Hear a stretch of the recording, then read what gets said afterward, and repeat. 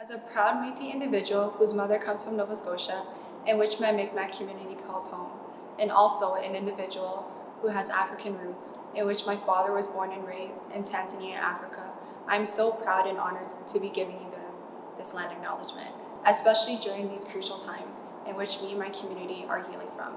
We acknowledge the land we're meeting on is the traditional territory of many nations, including the Mississauga of the Credit, the Anishinaabe, the Chippewa, the Haudenosaunee, and the Wendat peoples, and is now home to many First Nations, Inuit, and Métis people. We also acknowledge that Toronto is covered by Treaty 13 with the Mississauga of the Credit. I hope you all enjoyed today. Thank you. Enjoy. Wow. Thank you so much, Raja, for the acknowledgement. Thank you, Williams, for the rendition, and thank you all for watching today. Hello, my name is Jordyn. I am a writer, a daughter, and a doula, and today I'm going to be your host for today's Emancipation Day pre-show.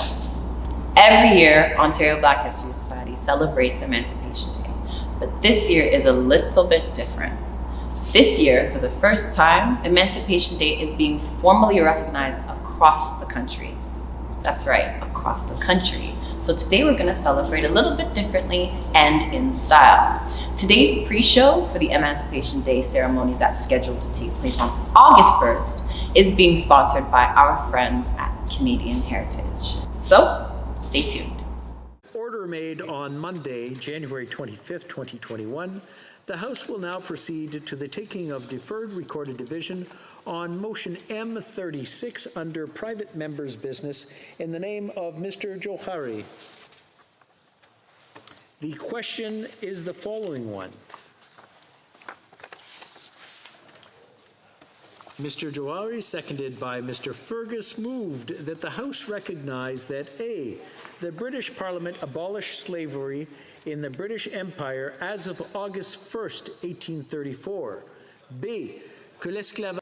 B, slavery existed in British North America prior to its abolition in 1834.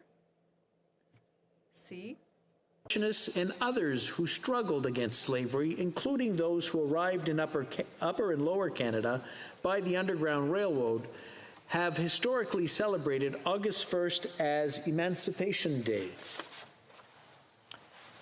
D. D. The Government of Canada announced on January 30th, 2018, that it would officially recognize the United Nations International Decade for People of African Descent to highlight the important contributions that people of African descent have made to Canadian society, and to provide a platform for confronting anti-Black racism. E. The heritage of Canada's people of African descent and the contributions they have made and continue to make to Canada, and that, in the opinion of the House, the government should designate August 1st of every year as Emancipation Day in Canada. Hello, my name is Maji Johari, Member of Parliament for Richmond Hill and Markham. I'm pleased to join you for the virtual celebration of Emancipation Day with the Ontario Black History Society.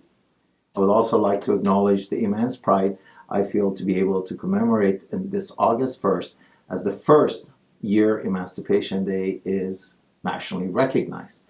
Earlier this year, the House of Commons officially passed a motion unanimously to recognize Emancipation Day nationwide.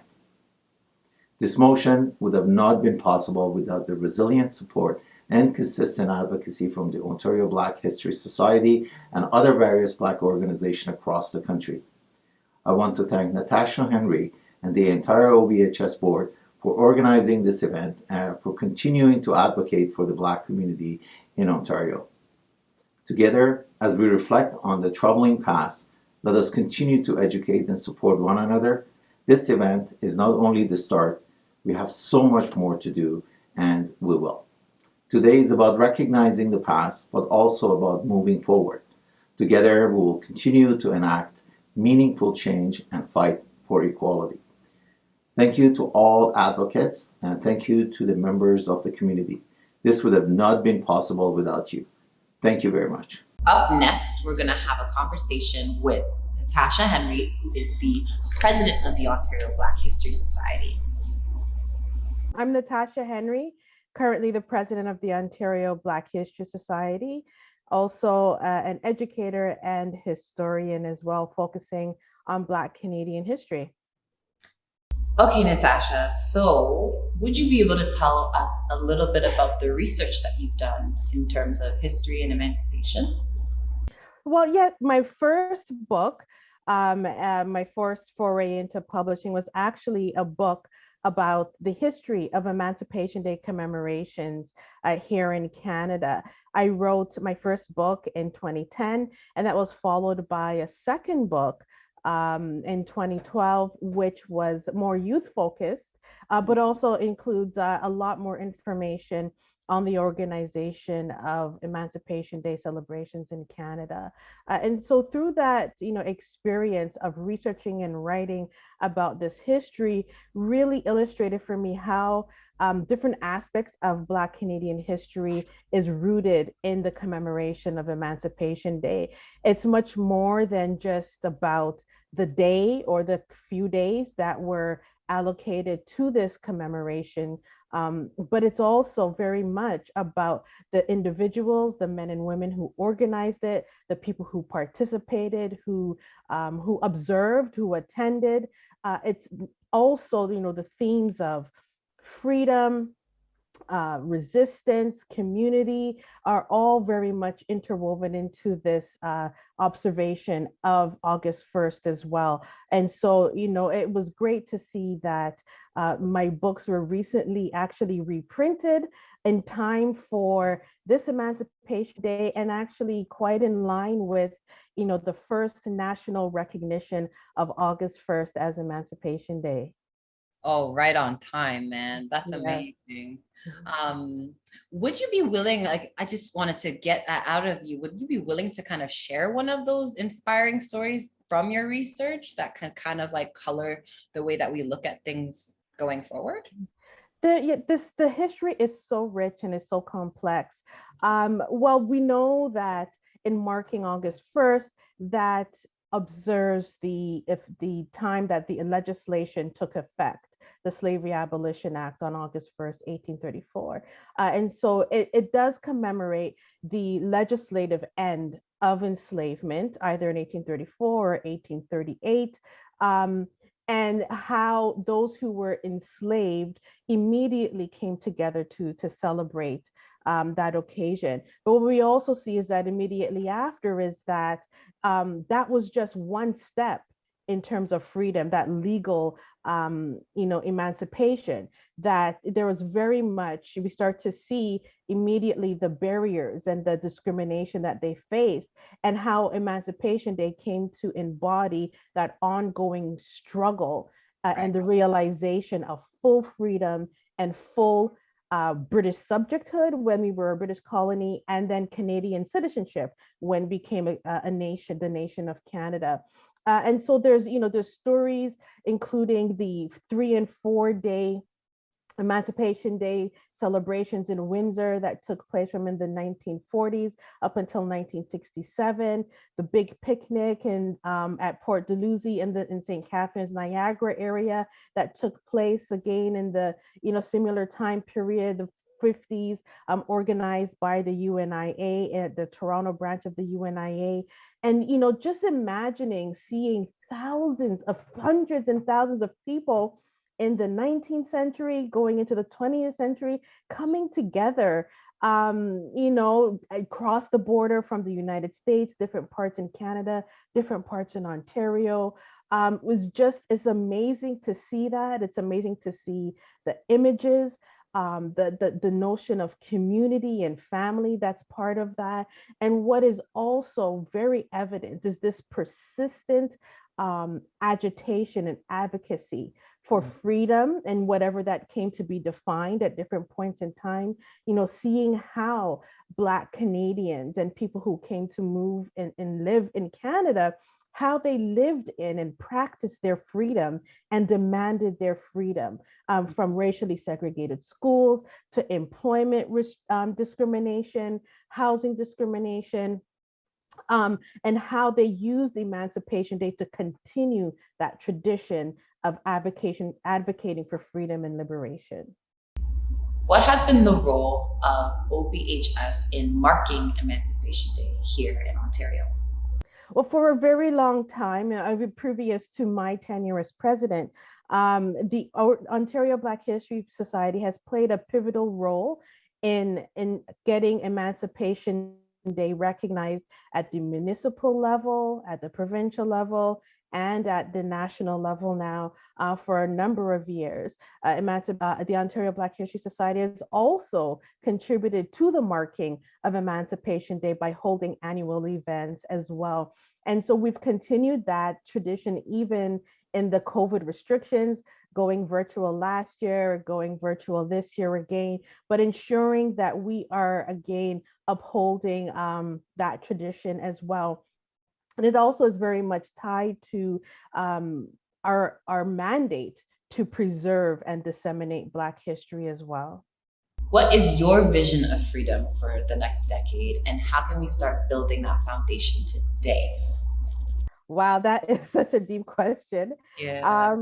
Well, for me, one of the immediate spaces that I think is integrally tied to Black freedom is education. And so that entails public education and addressing the historical legacies of racial injustice that Black people have faced in education and having that repaired by systems, by government, but also very much community, maintaining and increasing our community endeavors in education, ensuring that we have additional or alternative spaces for our children and for adults, that we can support one another in building education spaces for ourselves as well. So I see that.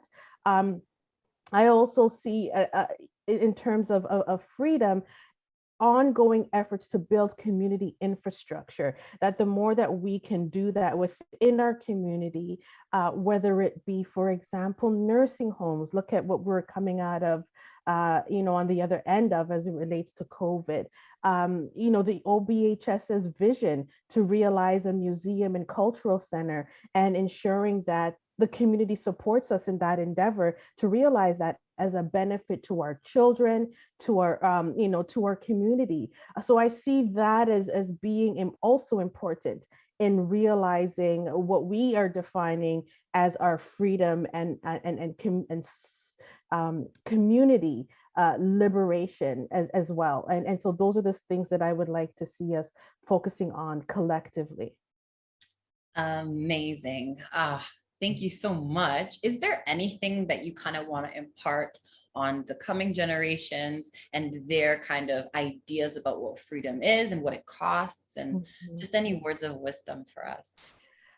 I think not necessarily words of wisdom, but words of encouragement. I've been so proud, continue to be proud of the efforts that young people have undertaken, have supported, over time in articulating their concerns and articulating their visions of freedom. And so I just want to encourage them to continue to do that, and that to let them know that they have a role to play in this collective endeavor, and just to say that I'm really proud of them. So, and to continue to work in solidarity. Amen. Amazing. Yeah. Well, thank you so much, Natasha. We appreciate Great speaking with you, Jordyn. Likewise. Okay. Take care.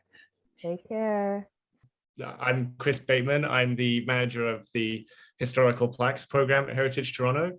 Heritage Toronto is a city agency and a registered charity, and our goal is public education, and our mandate is public education. So we do that through tours of the city, and we also do that through the Plaques program that I run. And what role do you feel your organization or the work you do at your organization plays in the continuation or the sustaining of freedom here in Canada?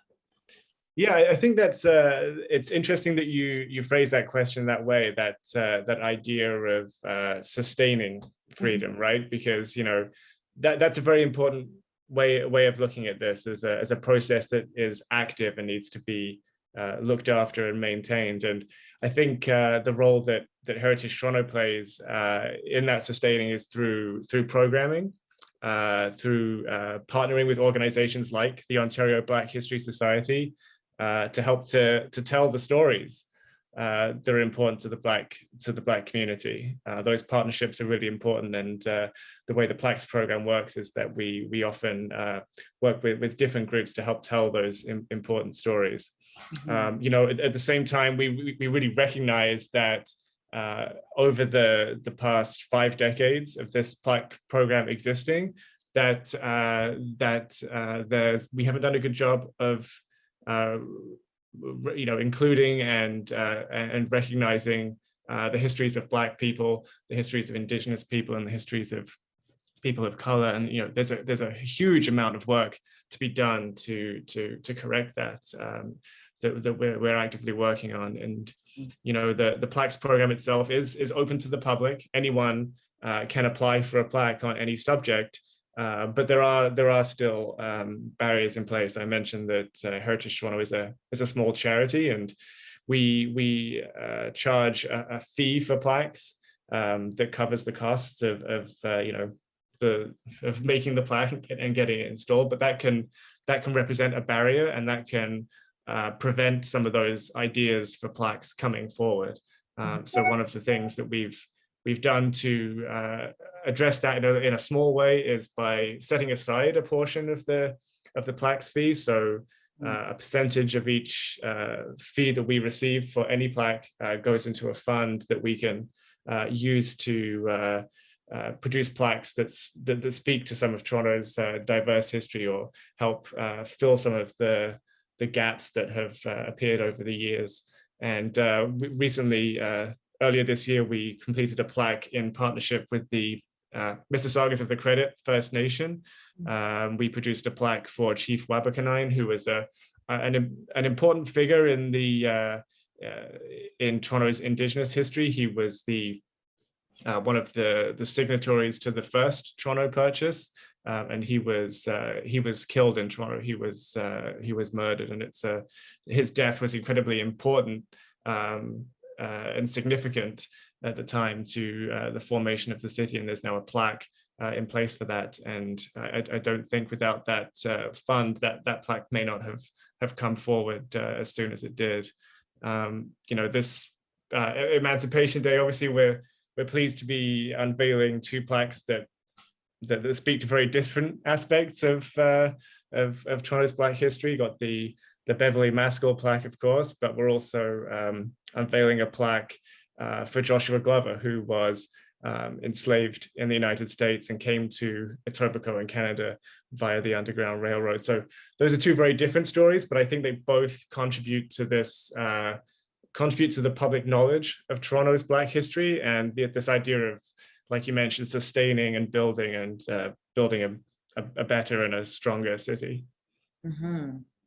And why do you think that now is a good time for, you know, a national formalized recognition of Emancipation Day? What do you think is so special about right now, apart from the obvious? Sure. Well, first of all, I mean, Heritage Toronto was really pleased that the House of Commons in March voted unanimously to recognize August 1st as Emancipation Day. But you know, I think it's important to remember that Emancipation Day has been recognized and marked nationally for years by Black and Indigenous people across Canada, and by organizations like the Ontario Black History Society. So that the official recognition is great, but obviously the work has been happening for many years now. I really hope that with official recognition, there'll be greater public awareness of the fact that, you know, thousands of Black and Indigenous people were enslaved in Canada, and that the legacy of that slavery still persists in this country, often you know, in systemic ways. We often hear about Canada's role as a destination for people escaping enslavement via the Underground Railroad, but I think it's important to officially recognize that while Black people in Canada had relative freedoms compared to the United States, but there still was persecution and discrimination in place here as well. So it wasn't this sort of perfect utopia that sometimes we like to imagine that it was. And I hope that the official recognition will lead to sort of a bigger and a deeper national conversation about Canada's history with slavery, and I hope people can sort of reflect on what that means for Canada as a country. Education is critical, of course. I said that before, but I expect that with formal recognition of Emancipation Day, I hope there'll be programs in place to make sure that this country's Black history and Indigenous history and histories connected with slavery will be, better known and understood more widely. Mm-hmm. And what are some projects that you folks are working on that speak to this challenge? I know you mentioned the Beverly Mascoll project, which I'm really excited about, and have done some in the past. What are some future projects that you guys are exploring, thinking about, excited about? Well, I mentioned the Joshua Glover plaque, which is part of it's actually a part of a much larger project. There's a park being named in Etobicoke for Joshua Glover, and there's going to be a wonderful public art installation, and the plaque will accompany that to really, I mentioned earlier that the public art and honors have their place, but the plaque is also important as well, I think, because it's written in a way that is plain and simple, and people can understand the history there. So that's something that's coming soon. Obviously, Beverly Mascoll, but I think that the key thing to really to acknowledge is that we're open. We are always open to applications from members of the public. If there's a subject that people want to see plaqued or feel is deserving of a plaque, we will consider any incoming application for a plaque. We work with groups like the Ontario Black History Society to make those plaques happen and make sure they speak to people in a relevant way. So I would say that one of the things that's great about the future is that it is wide open. I really hope that as people start to see the plaques for Beverly Mascoll, and they start to see the plaques for Joshua Glover, that we will get more applications like that, and we can keep this going and make sure that we do the work of covering the gaps in the program, because they are big, and they're not something that gets filled overnight, but the first step is really encouraging applications and encouraging people to reach out to Heritage Toronto about new ideas for plaques. Right. Amazing. And then I guess we'll just close on like a more human note too. What are you excited about, Chris, as we approach the other side of this pandemic? What excites you about the next chapter? I think getting outside again and really having some in-person programming again.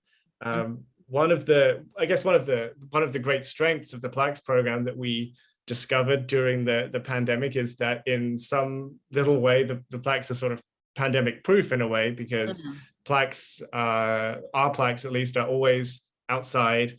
They're never placed inside buildings or on private property. They're they're public assets, and they're designed to be as accessible as possible. So one of the great things we discovered is that people were getting out and were seeing more of our plaques. But I really hope that as people sort of emerge from their homes and get back on the street, that people will see the plaques that we've been putting up and really absorb those histories. That like I said, that's one of the great strengths of the program. You don't need to have existing interest or even existing knowledge of a subject to come across a plaque and learn something. You don't even need to be, you don't need to have necessarily an interest in Black history, but the great strength of the program is that if you see a plaque about Beverly Mascoll and you see a plaque about Joshua Glover, you can you might stop and read it and learn something about the city. And I think that's really important, is when people when plaques reach people and reach communities who may not have an interest or a knowledge, and people learn something along the way, because I think that's one of the keys, and one of the reasons we exist is to share knowledge and make people aware of Toronto's history. I'm looking forward to the Beverly Mascoll plaque being installed finally on Bathurst Street for exactly those reasons. Yeah, that's coming soon. One of the unfortunate aspects of the pandemic was we couldn't install plaques, and we've got a number of them that are waiting to go out. But that's going to be great. I think once people are back on the street, I'm looking forward to having them interact with our programming in person again. My name is Eldon Mascoll. I grew up in Toronto. You know, I spent a lot of time in the U.S. too. I went to school in the States, to Howard, and I lived in New York for a lot of years. I work in media. I own a media company. Yeah, I'm an entrepreneur. I do a few other things. I'm also working on a Canadian Black History Museum right now. Ooh, that's exciting. I'm sure the folks at OBHS would be delighted. Yes, well, it started off, we had discussed how we could work together to make it a reality. Amen. Well, I'm looking forward to that. Thank you so much for speaking with us today and introducing yourself.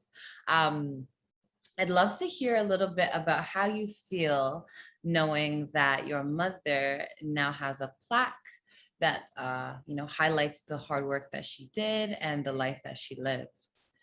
I think it's great. I mean, I think it's an amazing honor that she is recognized. I think it's great that it's happening in the Bathurst and Bloor neighborhood. Given our family's history in that community. My mother went to Central Tech.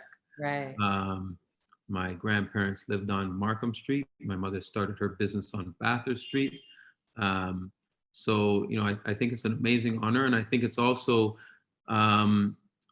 nodding to and acknowledging the history of the Black community in that area. And when you see new developments happening, real estate in Toronto, it changes so quickly that you forget what had come before. So having this plaque there, I think is something that not only acknowledges her, but also acknowledges the community that existed in that area. I'm curious about what your thoughts are on the importance of legacy building as an act of freedom and emancipation and sustaining that freedom. No, I think that that's very important within our community, legacy building. I mean, I think that a lot of times we operate in our own silos. Sure.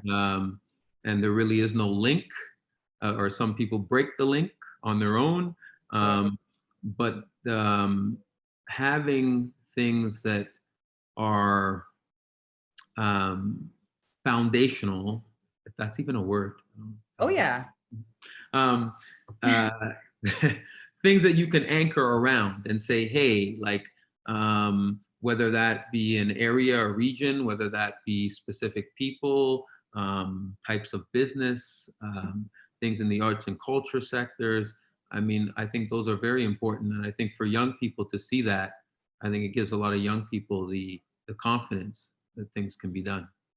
And how important is entrepreneurship to that freedom maintenance, and what role do you see entrepreneurship playing in that process? Well, it's funny, from my mom's days, my mother was an entrepreneur. My father's also an entrepreneur, but worked in the corporate world for his career, right? But is also an entrepreneur. I think it's important. I think there's a lot of highlight now on entrepreneurship and people doing things for themselves, and us being enterprising people. We've always been Black people. We're enterprising people. So I think it's important, but I think it's also something where we need to put things in perspective. As to what does that really mean? And does that fit you as a person? Like I said, both of my parents are entrepreneurs. However, my father worked in corporate Canada for many years. So, I think it's important, but you also have to put it in perspective as to what fits for you, what works for you. Mhm. What are you excited about on the next, chapter of Canadian history, post-pandemic, post-racial awareness? What's on your heart and mind? Well, I mean, I do think right now we're in a very interesting period where, people are listening to us, Yeah. Black people, that we are being heard. I don't think, I think the verdict's still not in yet on whether or not that turns into actual progress and Sure. things being acted upon. Mhm. So, I think we're in a very interesting time, and I think we should all take advantage of this time, Right. because I think that now more than ever, we are actually being heard. Mhm. But I said the verdict's still not in yet on whether or not that leads to meaningful change. Sure. Sure.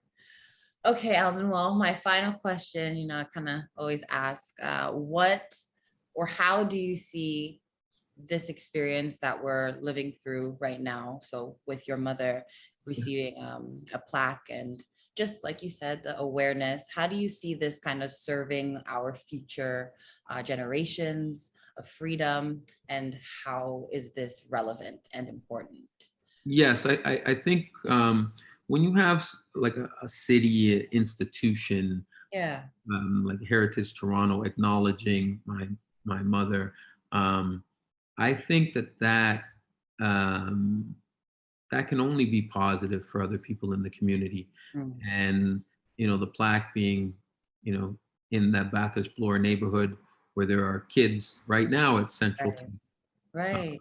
wondering, what their future holds. Well, here's somebody who, walked these same streets, those same stairs, you know, and this is what she did, Right. So I think it's important for kids to see that and know that, things are possible.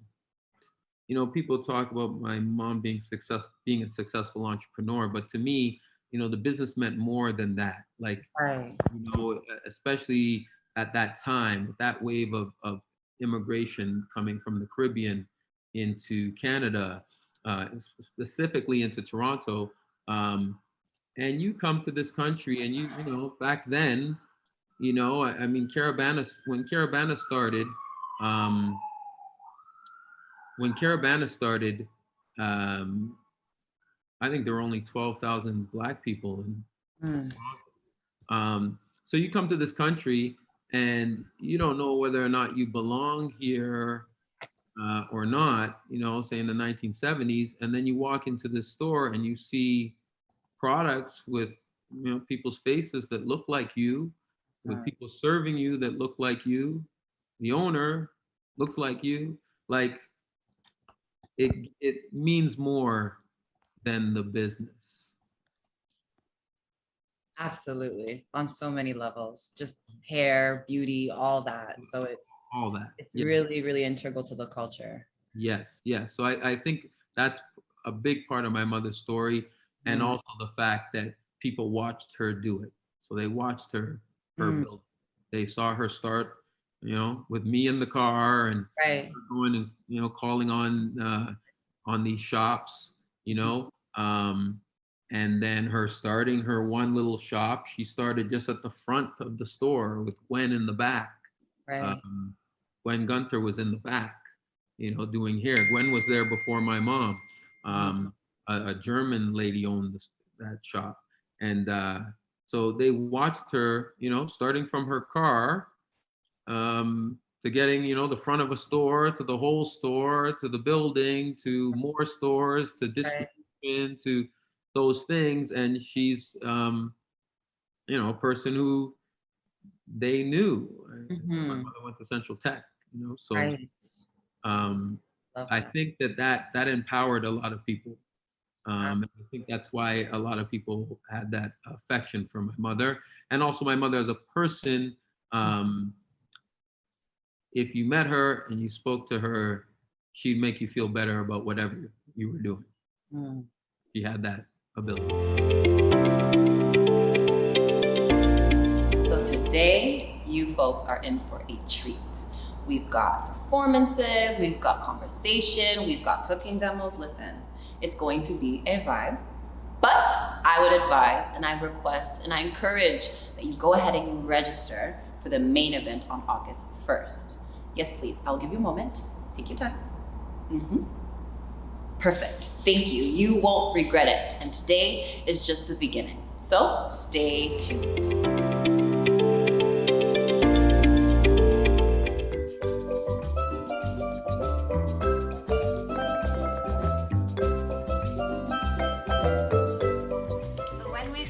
About the evolution of Carnival in Trinidad and Tobago, most people use the arrival of the French in the late 18th century as a starting point.